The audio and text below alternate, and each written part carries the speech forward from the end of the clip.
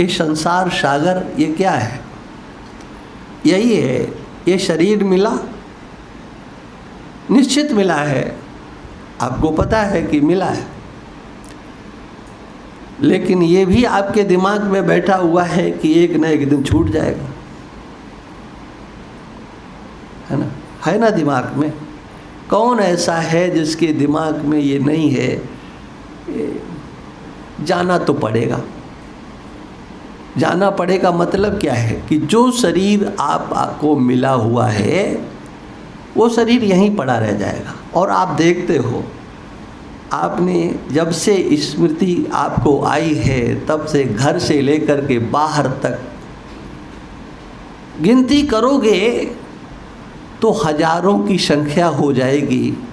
हजारों को आपने शव के रूप में, चाहे वो घर के हों चाहे बाहर के हों, परिचित हों या अपरिचित हों,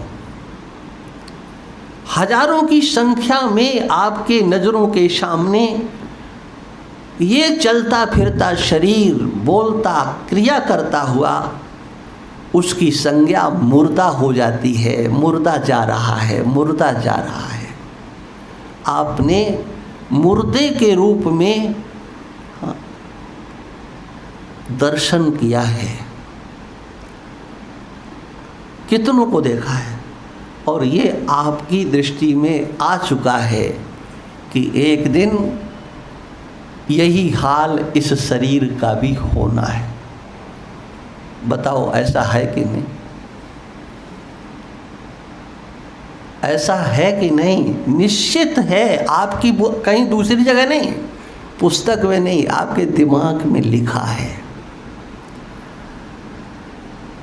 और ये भी है क्या, ध्रुवम जन्म मृतस्य च, भगवान कृष्ण भगवद गीता में कहते हैं कि जो मरा है उसका जन्म निश्चित है। हाँ, जो मर गया है, जिसको आप मानते हो कि मरा हुआ है, मर गया है, तो बोले चिंता मत करो, ये फिर पैदा होगा।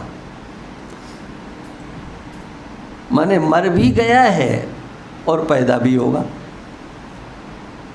इसका मतलब कि मरने वाला कोई दूसरा और पैदा होने वाला कोई दूसरा है ना, अलग अलग नहीं, एक ही है, लेकिन उसके ऊपर आरोपित कर दिया जाता है कि इसका जन्म हो गया। माने शरीर का जो वियोग होना है ना, शरीर का वियोग, पुनः उस शरीर की प्राप्ति न होना, इसी का नाम मृत्यु है। एक बार शरीर को छोड़ दिया है ना, फिर उस शरीर की प्राप्ति न हो। देखो, स्वप्न में एक प्रक्रिया होती है रोज। क्या? आप सो रहे हैं और आपको स्वप्न आया, क्या? घर में सो रहे हैं और स्वप्न आ गया कि हम श्री अयोध्या जी पहुंच गए, तो आपको उस शरीर की स्मृति होती है क्या कि जो कमरे में सो रहा था? उसकी विस्मृति हो गई, पूर्ण रीति से विस्मृति हो गई। आपको क्या है कि मैं अयोध्या जी में हूँ, मैं कमरे में नहीं।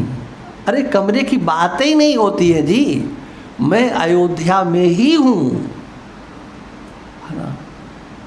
माने इस शरीर से आपका संबंध समाप्त हो गया। अब जो शरीर वर्तमान में स्वप्न का शरीर है, उसमें आपकी अहंता हो गई, और अहंता ही नहीं हो गई, उसमें आपकी ममता हो गई। हाँ, उसमें वृद्धि या ह्रास कुछ हुआ। मान लीजिए भीड़ में किसी ने धक्का दे दिया है और गिर गए, तो चोट किस में लगेगी? वो जो घर में सो रहा है उसमें, या जो, हाँ, उसी में लगेगी जो जा रहा है लाइन में लगा हुआ है। और आप दुखी भी हो रहे हो। क्यों? वहाँ से आपकी बिल्कुल ममता हट चुकी है, वहाँ से अहंता हट चुकी है। आप जग रहे हो, लाइन में लगे हो, किसी ने जेब काट ली तो वो जेब काटने का, साफ होने का जो दुख है उस समय आपको होगा। वहाँ आप जो दान पुण्य धर्म इत्यादि करोगे उसका सुख आपको होगा।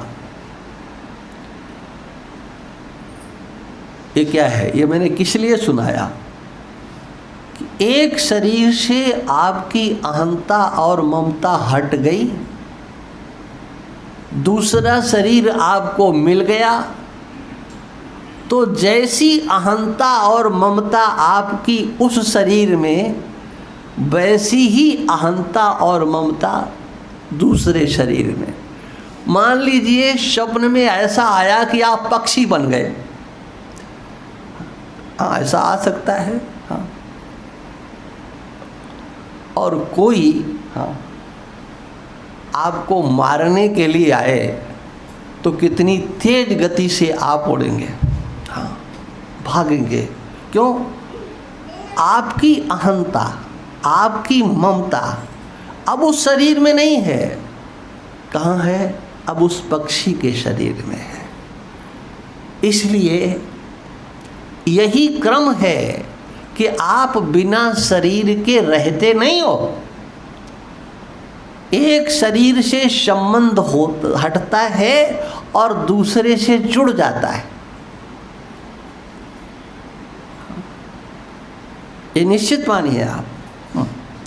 यही है क्या? यही मृत्यु है। जिस शरीर में आप अहंता लेकर के जी रहे, उसमें से अहंता हट गई, उसमें से ममता हट गई, तो आपकी मृत्यु हो गई। अब जहाँ आपका वो अहंकार जागृत हुआ, ये मैं हूँ, बस वहीं आपका जन्म हो गया। यही है। और ये चक्र चलता रहता है, यहाँ तक कि स्वर्ग और नरक में जाने वाले शरीर भी आपको प्राप्त होते हैं। पाप कर्म करने वाले को नरक में जाना पड़ता है। अरे बोले किसने देखा? मत मानो, किसी ने नहीं देखा। हाँ, बोले यहीं है। हाँ ठीक है, यहीं है। कहाँ है? देखो अस्पताल में जाओ, वहाँ देखो। ये सब मूर्खता की बात है। अस्पताल में कोई भी व्यक्ति बताओ दुखी होने के लिए जाता है कि सुखी होने के लिए? क्यों जाता है भाई? है ना? है ना? और नरक में वहाँ आशा नहीं है। कहते हैं यहीं है, यहाँ कुछ नहीं है। हाँ, वहाँ वो आशा समाप्त होती है कि यहाँ तो केवल दुख, दुख ही दुख, दुख के सिवा और कुछ नहीं। अस्पताल में दुख नहीं होता है। आप दुखी होने के लिए नहीं चाहते हो। आप उनके मुंह की ओर देखते हो, दर्द हो रहा है, कुछ करो, दवाई दो, इंजेक्शन लगाओ, रोग है, तकलीफ है, इसको हटाओ। और कभी कभी तो डॉक्टरों से कहा जाता है कि ऐसा लगा दो कि बस सो जाए, है ना? उसमें भी आप सुख देखते हो। शरीर के त्याग की इच्छा आपके मन में आती है और आप अपेक्षा करते हो कि ऐसा अगर ये कर देगा तो हम सुखी हो जाएंगे, है ना? लेकिन वह जो यमराज के समक्ष जाने की चर्चा है, उसके लिए भी ये शरीर काम नहीं करता है। यमलोक जाने के लिए जो शरीर प्राप्त होता है वो बड़ा मजबूत होता है। इसमें तो ठोकर लगी, दीवार से सर लग गया, कोमा में चले गए, खत्म, कुछ नहीं है। लेकिन वहाँ सर के ऊपर लाठी के ऊपर लाठी लगती है, लेकिन हाँ, कोमा में नहीं जाते। वहाँ इतना मजबूत होता है। यहाँ का शरीर तो कुछ सह ही नहीं सकता है, लेकिन जो यातना भोगने के लिए शरीर मिलता है वो बड़ा मजबूत होता है। माने दुख भोगना है तुम्हें, जितना हम चाहेंगे उतना दुखी करेंगे, तुम्हारे पास उसे छूटने का कोई रास्ता नहीं है। मन में छटपटाहट होती है, वहाँ पर भी दिमाग होता है। मनमाने ढंग से यमराज कुछ नहीं करते हैं, तुम्हारे सामने परोस देते हैं, देख लो भाई, पढ़ लो, आप पढ़ लो, पढ़ लो। हाँ, क्योंकि जो कुछ किया है वो सब दिमाग से किया है, तो वहाँ आपको हर जगह हस्ताक्षर करना ही पड़ता है कि हाँ ये भी ठीक है, ये भी ठीक है, ये भी ठीक है। हाँ। वहाँ मुकर नहीं सकते हो। क्यों? आपका किया हुआ आपको पता है। ध्यान रखना, अच्छा हो या बुरा, इसे कब भूल पाओगे? ये मैं इसलिए कह रहा हूं कि जन्म मृत्यु का प्रवाह जो है, इसमें सुख दिखाई पड़ता है, लेकिन सुख होता नहीं है। आगे से आगे की एक धारा चलती है, इतना सुख यहाँ मिल गया, अभी थोड़ा सुख यहाँ मिल जाएगा, थोड़ा यहाँ मिल जाएगा, थोड़ा इससे मिल गया, थोड़ा इससे मिल गया। माने मुखापेक्षी होकर के ही हम सारे जीवन जीते रहते हैं। कभी बच्चे को गोद में खिला करके, हाँ, कभी स्वयं गोद में बैठ करके, माने क्या है, इसी में तो सारा जीवन चला जाता है। कभी गोद में बैठ करके सुखी हो गए, कभी गोद में बैठाल करके सुखी हो गए, लेकिन होता क्या है? होता कुछ नहीं है।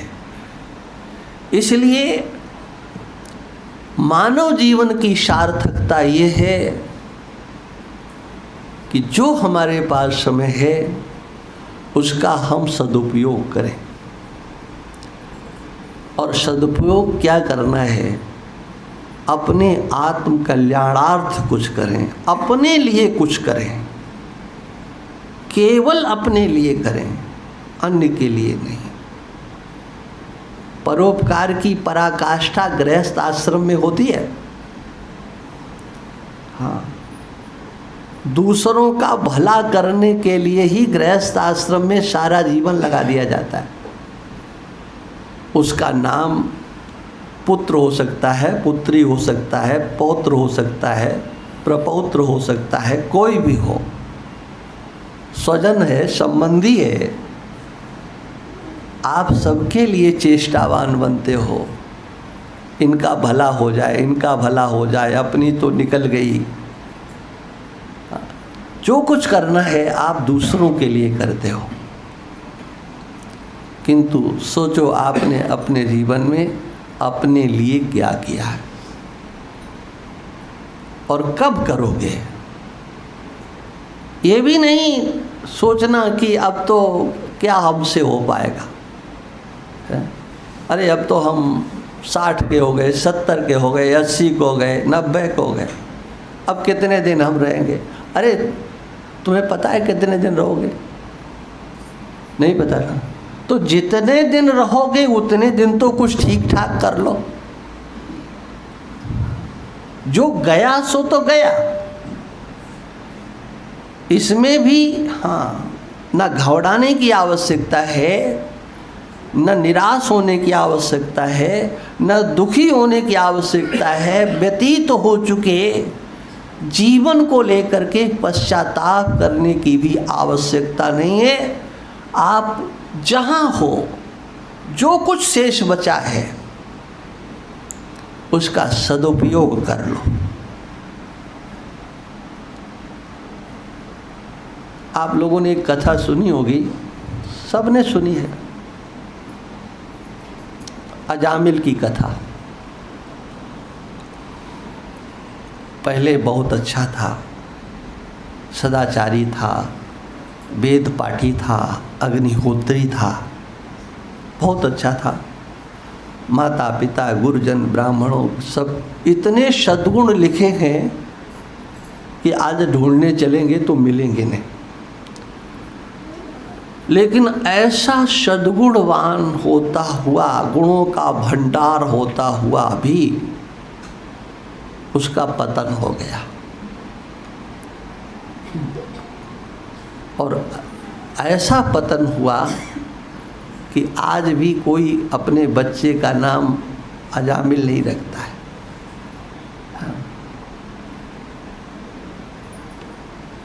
कितना बड़ा पापी था।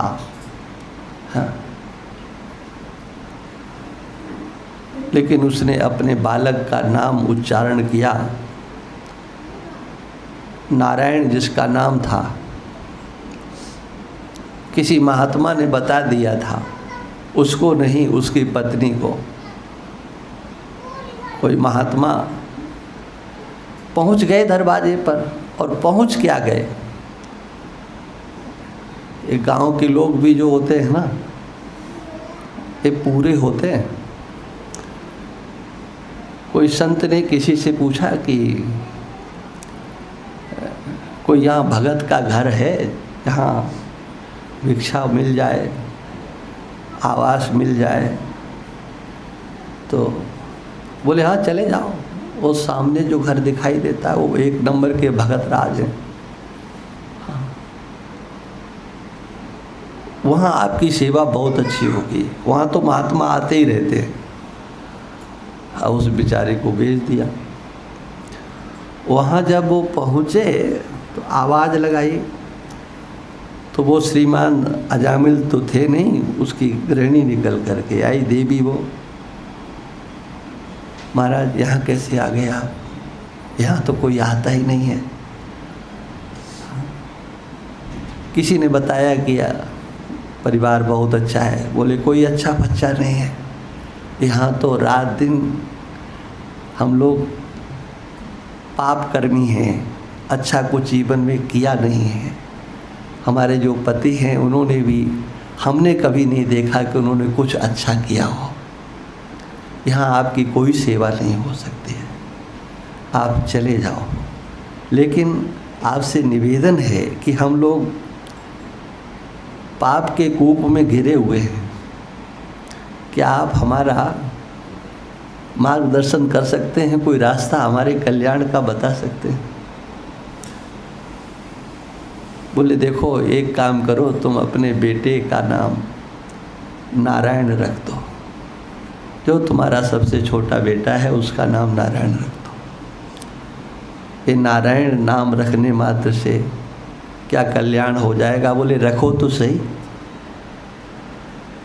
रख दिया, महात्मा चले गए। सबसे छोटे बालक में अजामिल की ममता। और जब वो खेल रहा था तो उसने अपने बच्चे को बुलाया। जब देखा यमदूत सामने खड़े हैं, भयंकर उनका स्वरूप, तो बड़ा डर लगा। उसको बुलाया। अब वो कहाँ सुनने वाला था, वो तो अपने खेल में मस्त है। हाँ, ये दुनिया के लोग यही तो आशा लगाते हैं कि बच्चे बड़े होंगे फिर ऐसा होगा वैसा होगा। ये नहीं जानते हैं कि बड़े होने पे अपने खेल में मस्त होंगे। ये तुम चाहे जितना चिल्लाओ, चाहे जितना रो, ये सुनने वाले नहीं। ये सबकी कहानी है। हाँ, लेकिन भगवान के पार्षद आ गए। ये कथा आपने सुनी। यमराज के दूतों से भगवान के पार्षदों ने मुक्त करा दिया।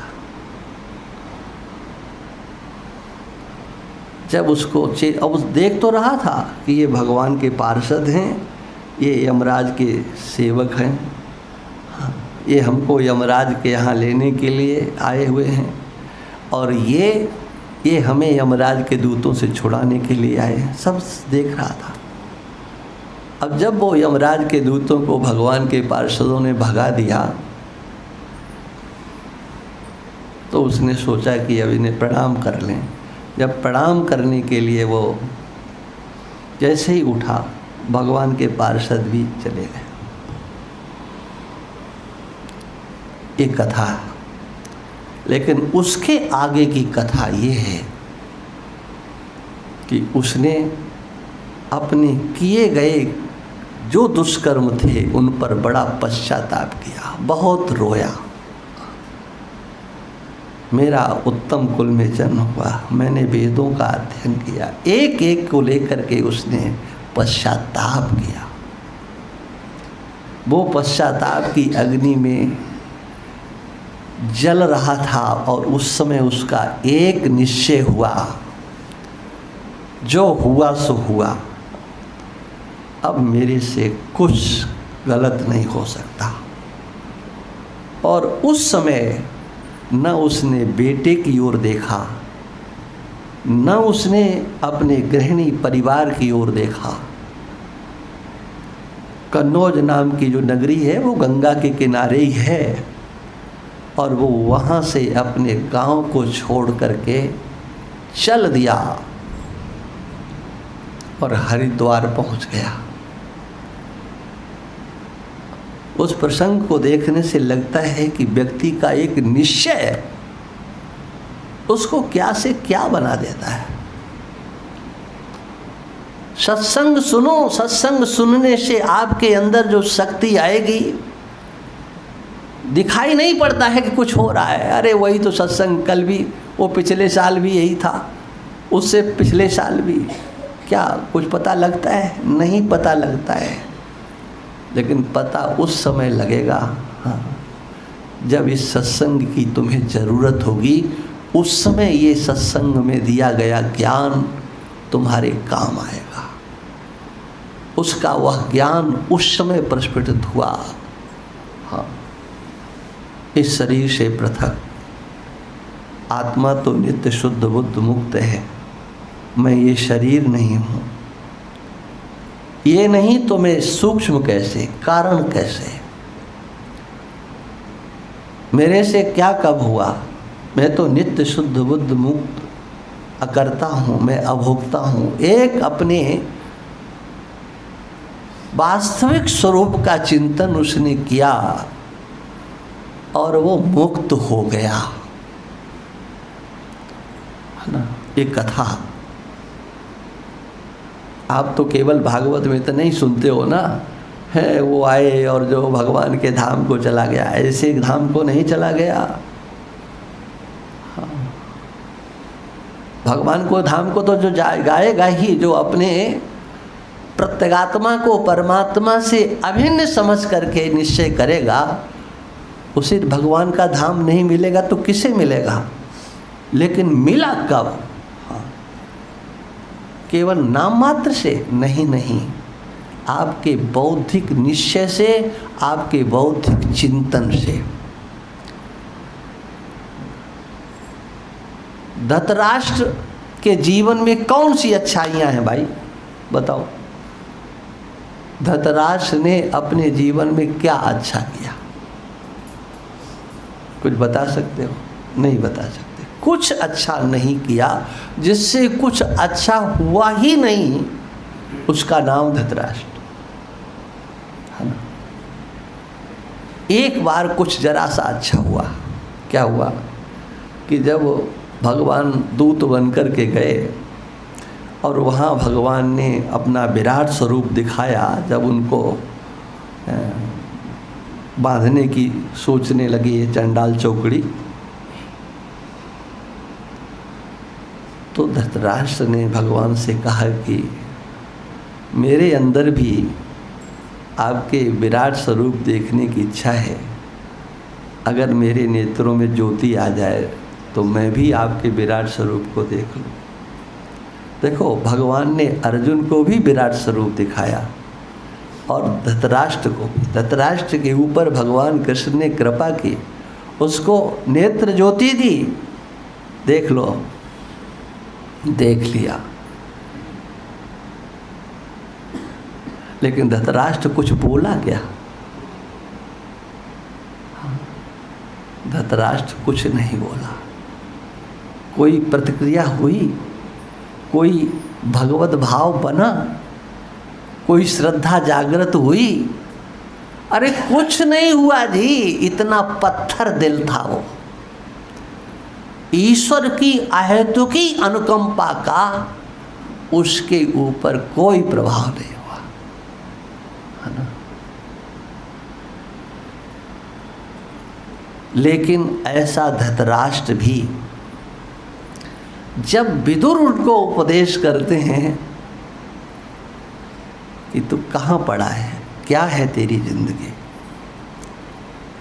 और वो धृतराष्ट्र सब कुछ छोड़ करके 5 दिनों में परम गति को प्राप्त कर लेते हैं। 5 दिनों में। ये बात मैं किस लिए सुना रहा हूँ कि निराशा के कुएं में कूदने से काम नहीं चलेगा। तुम्हारे पास जो जीवन बचा है, जो आयु बचा है, जो दिन बचे हैं, उनका सदुपयोग कर लो। बहुत है एक निश्चय आपका, हाँ, अब लो नशानी अब ना नशे हों, जो हो चुका सो हो चुका, अब शेष जीवन उस परमात्मा के लिए है, आत्मचिंतन के लिए है। ये मानवाकृति का उद्देश्य कुछ दूसरा नहीं है। साधन धाम मोक्ष कर द्वारा, पाए न जही परलोक सुधारा, सो परत्र दुख पावई, सिर धुनि धुनि पछताए, काल ही कर्म ही ईश्वर ही मिथ्या दोष लगाए।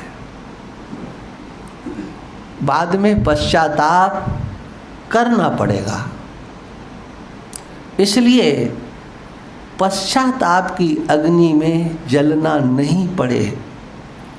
कपिल भगवान माता देवहूति को उपदेश करते हुए कहते हैं, जब ये जीव गर्भ में जाता है उस समय उसे बहुत वेदना होती है, बहुत कष्ट होता है, और वह चेतना से ज्ञान से युक्त होता है। मेरे से कुछ अच्छा नहीं हुआ, इसीलिए इस नरक में मैं पड़ा हूँ। प्रभु एक बार इससे बाहर निकाल दो, एक बार निकालो। मैं वह सब कुछ करूँगा जिससे कि पुनः मुझे किसी गर्भ में जाना न पड़े, मैं पुनः किसी की कोख में नहीं जाऊं। ये जीव प्रतिज्ञा करता है। भागवत के 3 स्कंध में कपिल भगवान कहते, वो भगवान से प्रार्थना करता है, स्तुति करता। लेकिन क्या आपको याद है कि हमने स्तुति की थी? याद नहीं है। ये शास्त्र आपको याद नहीं है, याद दिला रहा है। लेकिन उस याद दिलाने को भी आप गप समझ लेते हो। क्या? अरे यार लिख दिया गया है, लिख दिया गया है ना? क्या लिख दिया गया है? हाँ। तर्क से विचार करो कि वहाँ होता क्या है। वहाँ कोई सुख नाम की चीज होती है क्या? एक गंदे नाले के पास अच्छे भले आदमी को बैठाल दिया जाए, हाँ, कितनी देर तक बैठ सकता है?